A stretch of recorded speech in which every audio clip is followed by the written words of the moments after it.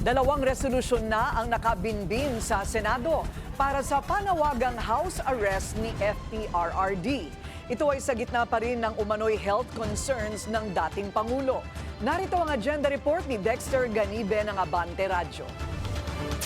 Tumitindi ang panawagan ng mga kaalyado ni FPRRD para sa kanyang interim release. Kasunod ito ng mga pahayag ng mga kamag-anak niyang bumisita na nakapansin ng pangangayayat umano ng dating Pangulo dahil wala raw ganang kumain sa loob ng kanyang piitan sa Dahig, Netherlands. Sabi ni PDP Laban Vice Chairperson Alfonso Cusi, kailangan ni Duterte ang pag-aaruga ng pamilya para manumbalik ang sigla ng kanyang katawan.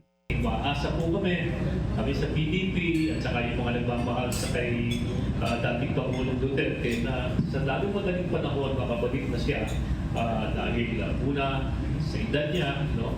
Kaya naman ang kanyang mga kapartidong senador nagkaisang maghain ng resolusyon para hilingin sa gobyerno ng Pilipinas na iparating at isulong sa ICC ang pag-house arrest sa dating Pangulo. Ayon kina Senators Bongo, Robin Padilla at Bato de la Rosa, nanghihina ang dating Pangulo, hirap sa paglalakad at mistulang balat na ito ngayong higit 3 buwan nang nakakulong doon.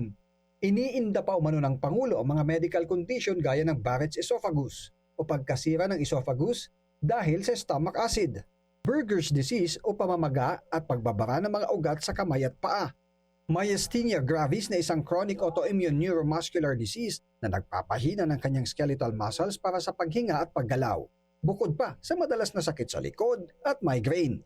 Hiling ng 3 senador na ma-house arrest ang dating Pangulo sa alinmang bahay sa Dahig na pahihintulutan ng ICC. Si Senator Alan Peter Cayetano na naging running mate ni Duterte noong 2016 at naging miyembro ng kanyang gabinete bilang Foreign Affairs Secretary, isinusulong din ang house arrest ng dating Pangulo.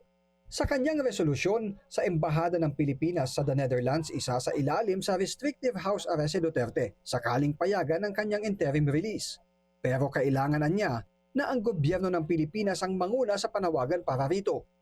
Ano ba values natin? Are we for human rights? Are we for compassion? Are we for justice? Do we believe in dignity, not only of the office of the president, but of former presidents? I'm not asking that he not be held accountable. I'm not asking that he not be tried, di ba, with this resolution. I'm asking lang na dignity for a person who's 80 years old, who is innocent until proven guilty. Ang dalawang resolusyon ay matatalakay sa pagbubukas ng first regular session ng 20th Congress.